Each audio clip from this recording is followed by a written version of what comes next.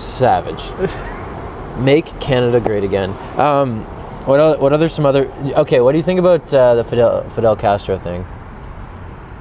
Man, honestly, Margaret Trudeau was in the Caribbean at the time she would have conceived Justin, so it's definitely possible. Yeah.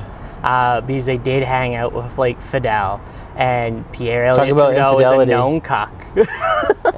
Just for the listeners at home, talk about infidelity. Fidel Castro.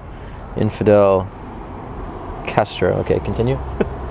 But yeah, I think it's definitely possible. Like, the timeline seems to add up.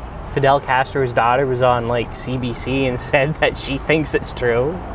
No way, really? Yeah, 100%. I wonder out there in another universe if Fidel Castro took over Canada, and then maybe we'd still have mango jewel pods. Oh, I feel like he'd be cool with that. Yeah. Do you know anything about Cuba? I went to Cuba once. I don't know that much about Cuba. How old were you when you went to Cuba? 18. Why'd you go to Cuba when you were 18? Like for family or? My fun? parents told me I was going for Christmas. So I was like, okay, sure. Sick. Yeah. That was like when I was deep into political science, like fucking nerdery. So you're 18, sexually frustrated, deep into political science, white as a ghost. 100%. And your parents are like, Cuba, let's fucking rip it. So, do you remember like the flight there? Like, how long did it take to fly there? No idea. No idea. What do you remember from it? I remember my parents trying to feed me fucking pina coladas. Really? They were trying to get you liquored up. Oh yeah, my parents were like pretty cool with me drinking from like as soon as I was done high school. That's so sick. That's actually divorced parent activity. Like my mom bought me cold shots in high school, but like, and she would give me smokes too. I was like ripping poppers in my bedroom, but like my parents were divorced, so like that makes sense. But like married parents, 18 Cuba, poli-sci, pina coladas, and your white ass just getting sunburnt and dehydrated. Did you stroke out? Not really. When I went to the Dominican Republic when I was 12, that one was real bad. You got drunk when you were 12? A little bit. Whoa! But I mostly got sick because I drank the water and then sat out in the fucking sun for like 12 hours. You had the DR Dookies. It was pretty bad. That's crazy. Did you have to like go to the hospital, or was it just like you weren't like shitting blood or anything? No, they like called my uncle who's a pharmacist, and he was like, just feed him Gatorade and keep him out of the sun. Yeah, it's so funny when like there's an emergency situation, you just call someone, they're like, just rub some dirt on it. Like I had a customer call me today, he's like, there's something coming on my brakes, and like when you get new pads and rotors, like sometimes there's like smoke, or it's not smoke, but like it just kind of looks like dust or whatever. He's like, and there's, you know, the car just got new pads and rotors, and I was like, if it keeps happening tomorrow, call me. But tonight, if the car stops, if you can drive the car and it stops when you get home, you're fine. The brakes are working. You know what I mean? The brakes are to stop the car. And I was like, is it shaking? Is there anything? He's like, no, it's just. I was like, all right, just don't worry about it, bro. And then he's like, okay. But you know, I think it's so crazy that you're in the political science. So is that why you're conservative? No, I'm just kidding. But no, the Cuba thing actually fascinates me because like I don't really know anything about Cuba, but I know tons of people have gone to Cuba. My buddy Robbie loves going to Cuba. His dad goes to Cuba like once a year, and just because they scuba dive. You ever gone scuba diving? I went snorkeling. Snorkeling is so dumb. Do you ever wonder? I actually meant to write a joke about this. This is most Nate Bargatze-ass joke. Or I guess not Nate Bargatze, but it's like just a clean joke. But it's like, why are snorkels so short? Like, they're like, yep, 6 inches, that's good. We want you just under the water and no deeper. Like, why can't they be like 3 feet? You know what I mean? Oh yeah, you definitely go a lot deeper, but and like we have the extendo technology. Like, why can't snorkels fucking extendo? Anyways, so I just can't get over you're just drunk as fuck in Cuba when you're 18. Also, I've been interrupting all your stories. It's so funny. You're like, oh, I'm a bad conversationalist. Don't worry, dude. I'm just sitting here having a conversation with myself. But the Cuba thing. See, the thing is, what I'm having trouble with right now is I don't know what I want to listen to about because I've kind of opened up a few cans of worms. So let's just circle back to Cuba, because I think you kind of hit the DR story with the diarrhea, right? You were just pretty much shitting your brains Pretty out. much. So let's bring it back to Cuba. So you're 18, you're in Cuba. How long were you there for? A week, I think. A week? Yeah. And do you remember like day by day what you did? Not really. I mostly just drank. One day we went on like this Jeep safari and we were going through like this like weird jungle slum and it was like the weirdest experience I've ever had because it was like a poverty safari. I just picture you, bucket hat on, button-up shirt, cargo shorts, probably Crocs, and like 2 like war paint sunscreen strips, and you're just like, and your parents are loaded. Do you have any siblings? I have an older sister. Does she come too? No. Oh, okay, so you're just only child on this vacation. You're like, what's going on? And they're loaded. Your dad's probably smoking a cigar. Shut up, Dillon. You guys are all sharing a room. They're banging every night. You just got soundproof headphones on your iPad. Did you have iPad when you were 18? No. No. Did you have what? How much old? How? I never had an iPad. I had like a BlackBerry Playbook when I was like 15, and my mother took it away because she caught me watching porn on it. And I was like, well, I guess this is just not a form of technology that I'm meant to have. But she went through like my Facebook messages and told me about how I was into like this girl named Jill that was on my hockey team. And like, I didn't know what was more embarrassing, that my mother fucking knew my porn taste or the fact my mother knew I had no fucking game. It's definitely the first one. It's actually not even a question. The way you framed it sounded like they were almost equal, but there's such different things. Oh my god, I'm so glad that my mom respected my privacy when I was a kid.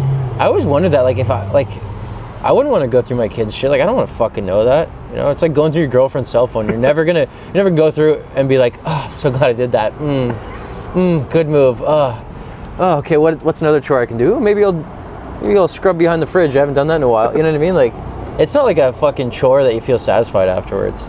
Ugh, gross. No, my mother didn't believe in privacy. Like, she told me that I should be a cop when I was like 11 maybe. And as a result of that, I went through my older sister's bedroom and I found like her big bag full of fucking condoms.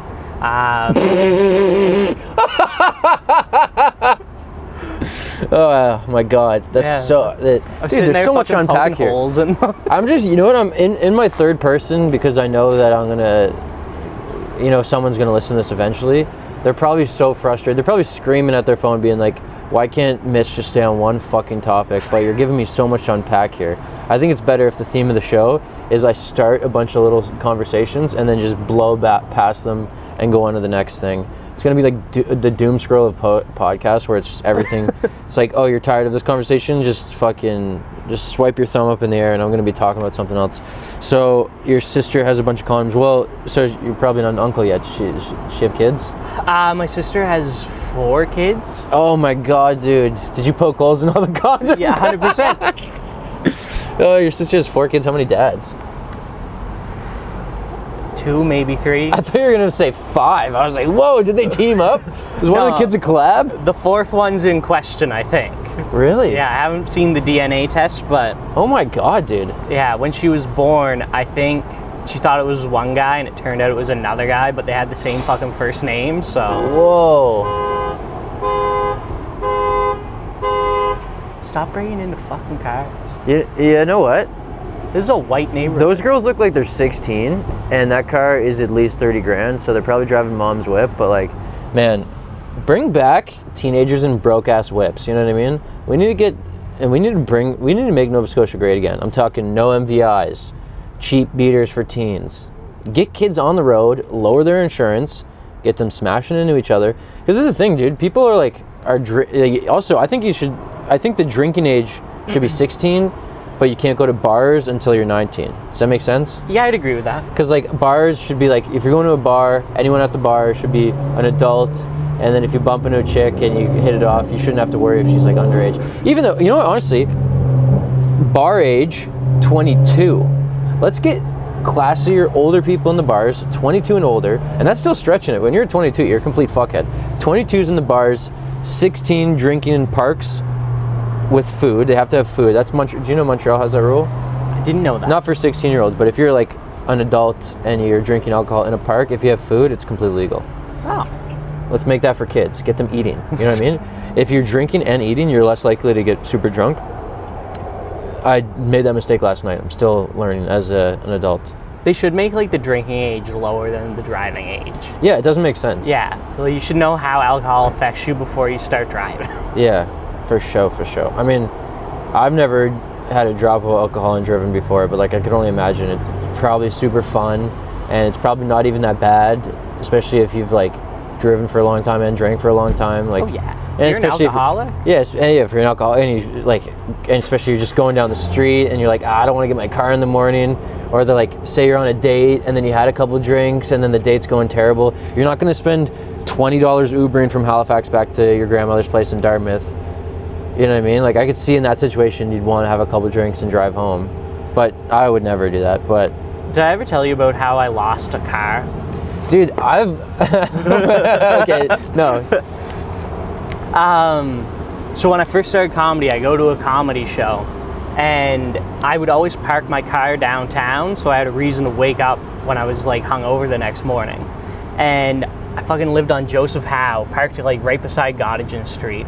And so after the comedy show, I leave, and I black out as soon as I hit like the door to go outside.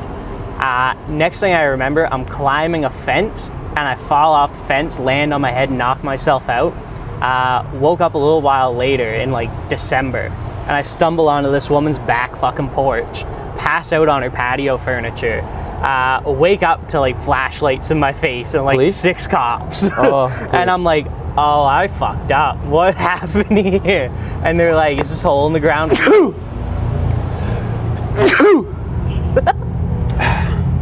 They're like, is this hole in the ground from you? And I was like, yeah.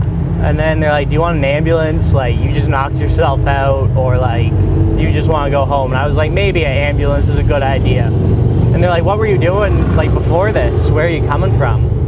And I was like, oh, I was at a comedy show. And they're like, oh, are you a comedian?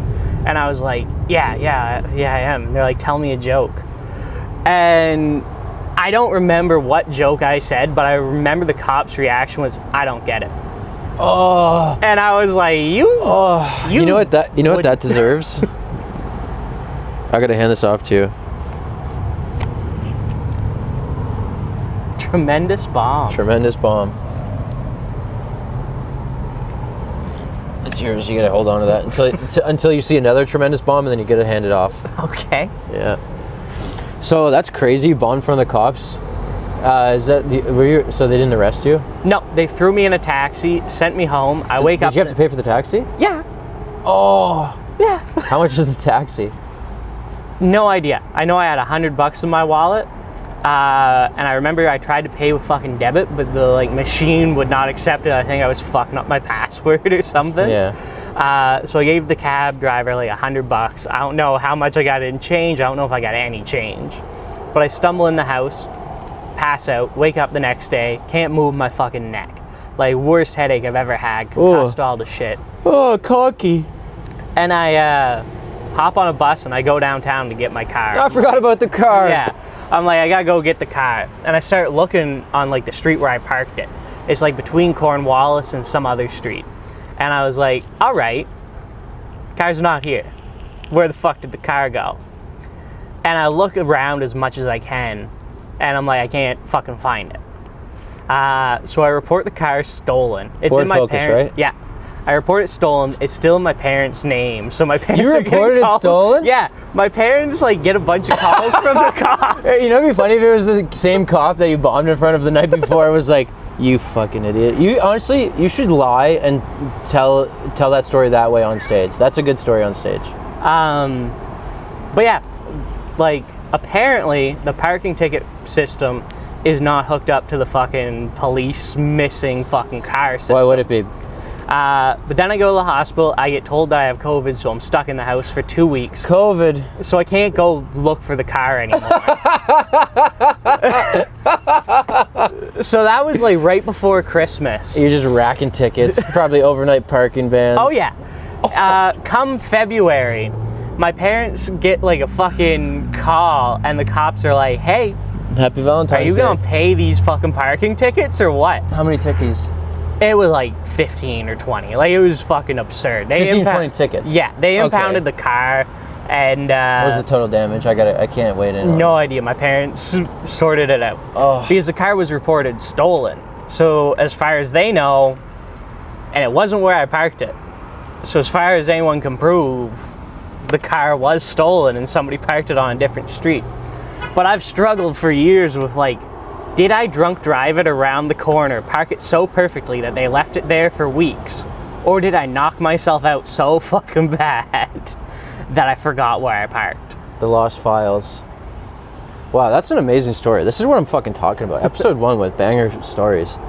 You know, it was a little rough at the start. I was talking about myself way too much. I'm not going to edit that out. I just want people to be authentically aware of how narcissistic I am. But god damn, did we land on a fucking sick story there. That's awesome. And you know what? My instinct is to tell a story about a similar situation I had. But no, I'm not going to do that. I'm going to make this about you. Not going to do that. And honestly, me having this little monologue about how I have this internal monologue is almost just as narcissistic if I just told my fucking story. But I don't know, I just am so blown away that it was reported stolen, dude. Why would you report, like, honestly, like, do you think you think they were gonna find it? Like, no, I just, for insurance purposes, you'll lose it. Is there theft insurance? Did you have theft insurance? I think so. I was in my parents' names. I know my parents got a bunch of money out of it because it was stolen. And see, do you, like, would you ever try to tell stories on stage? Do you get annoyed for me, like, just giving you unsolicited advice or my opinion? I used to try to tell stories, but I found I would get lost in them, and they never had, like, punchlines. Yeah. So I find it really hard to get, like, the funny part of a story. Dude, I tell stories without punchlines all the time. It doesn't stop me. You're a more gifted, natural storyteller. I'm more... Fishing for a compliment, caught one. No, but I think if you started to finally get the audience you deserve and get, like, because, dude, you know how many weirdos on the internet that would just eat your dick up? Like, I see fucking dorks with, like, fake stories, not as cool and nice and interesting as you, that are just putting themselves out there like complete maniacs. Maybe you need to put yourself out like they're like a complete maniac, but I don't know. I kind of like having you as my own little treasure too, but oh, that's a tale for another day. But yeah, man, I think you're super funny, and that's hilarious. And I think that maybe stories would do better if it was like an audience of fans. Oh yeah. Yeah. I think everything would do better with fans over the general public. I guess it's pretty stupid for me to say when you put it like that. Because, like, obviously if they're your fans, they'll just like whatever you say. Yeah, there's tons of comedians that make a living off fans that just like them and they tell shitty jokes. Do you ever get bummed out when you see, like, a super famous comedian that you think sucks make tons of money and you're like, why can't that be me? Oh, all the fucking time. Yeah, I did. Like, for me, it was 3 times today. Do you ever worry about the future? Not really. I feel I've kind of settled down enough that how old are you the future again? will work itself out. 28. 28? I keep forgetting, because I know Gary's my age. Like, I keep forgetting who's around my age, but I think, like, most guys in the scene are kind of around my age. You're 28. What year were you born? 98? Yeah. What's your birthday? July 20. Oh, you just said your birthday. Yeah. Fuck yeah. Did you know that we're Earth Tigers? Earth Tigers. Earth Tigers. Yeah, I'm really into Chinese zodiac, and, like, it's sick because, like the type of girls I usually date haven't gotten into it yet. So I'm like that white dude who just went to Asia, legit spent 5 days in Hong Kong, and I'm like, yeah, I'm really into Chinese zodiacs now. Hey babe, I'm into the zodiac. What kind of animal are you? Oh, you're a little rabbit? I'm a fucking tiger. And then I just go, rawr. What's the grossest, like, pickup line you've ever used that worked? That worked.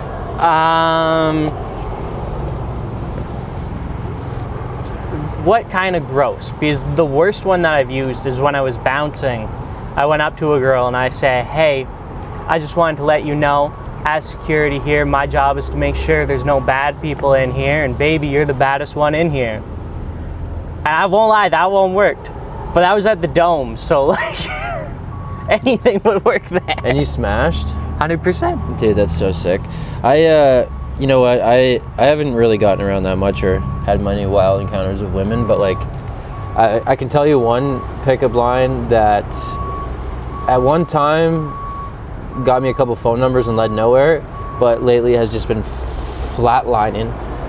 But this is my favorite one. I always go like, what agency do you work for? And they're like, what? And then I go, modeling agency. Because that one it's pretty harmless, you know what I mean? That's fair. It's pretty harmless. And it's like, it's pretty corny, but it's not like super corny. But yeah, I don't know. I love pickup lines. I love the idea of it, because the reason I love it is because, like, honestly, girls just look at you and in 2 seconds they know if they're gonna bang you or not, and you're either like talking yourself out of the sale, or I just realized there's gonna be beeping. How long has that beeping going on for? I just noticed it. Probably a minute or two. Yeah. Sorry for the listeners at home. You're just gonna hear this fucking pizza truck just back up. Honestly, I hate Neapolitan pizza. Like, you know when it's all floppy? It's disgusting. Who likes that shit, man? I don't so like gross, pizza, man. Though. And that's like a very weird thing about me. But I grew up in Pictou County, so the pizza's fucking trash. You don't like Pictou pizza, like with the brown sauce? I hate Pictou County pizza. You know, it's okay. We don't have to agree on everything. What's like one thing that you wish you and your girlfriend didn't disagree on? Other than her sleeping with other guys. Politics, probably. Oh, is she? No, okay. Okay, another one. Fuck, man, I can't say that one. I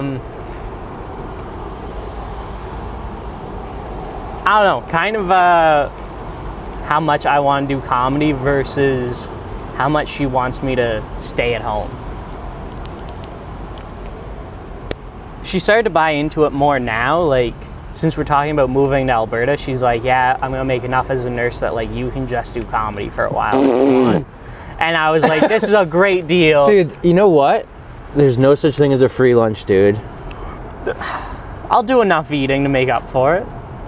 Gross. Gross.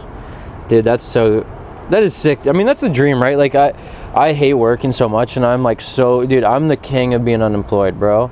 I just stack cash. I used to stack cash. I've been blowing it, but I used to just stack cash.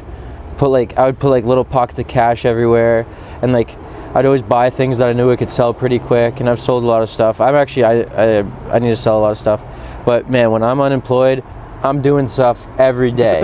Every day I'm getting up to activities, bro. Going on adventures.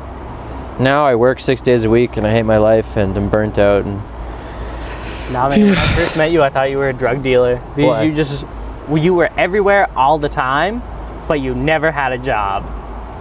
When? Fuck, man, like 2021. That was before I sold the car? Yeah, that was way before you sold cars. Is that CERB money, maybe? I think so, probably. It's probably CERB money, because I remember going into COVID, I had a bit of money saved up. I was working at Costco for a long time. Costco was a great job. And you got to think, dude, I've like never like been fully self-sufficient. I've always lived with my grandmother. So like think of every month you've paid rent in your life and think about having that money back. That'd be beautiful. Yeah, dude, that's honestly like I'll never be ashamed of being a grandma's boy, because I'm so grateful for the luxuries it's afforded me. No, but like I've lived with girlfriends, and like every time I've lived with them, I've always like paid like less than 50% of the bills. Like I've always been like, this is your place, you know what I mean? So like you know, I like my last situation where I was living with a girl, the rent was like $1,000, so like splitting $1,000 is nothing. Oh yeah. And then like I think the place before that was kind of around the same, or I think I was paying $500, but the rent was like $1,200. But it was her place. I had like this is her closet, and then that's my drawer. You know what I mean? And I was happy with that. I don't want to sound like I'm sucking about it, because like if I wanted more space, I could have got more space, and I could have paid more. But you know, I was doing a lot of reflecting on my past relationships. I don't know if you do this, but like, man, I don't miss any of my ex-girlfriends, but I'm so glad I dated them. No, I think I could have done without dating most of my ex-girlfriends. You don't look at the negative relationships as like learning about yourself and how to be better, and like what you need and what you should avoid? maybe like a year after them, but after like 2, 3, 4 years, I'm like, I'm just not at that stage of grief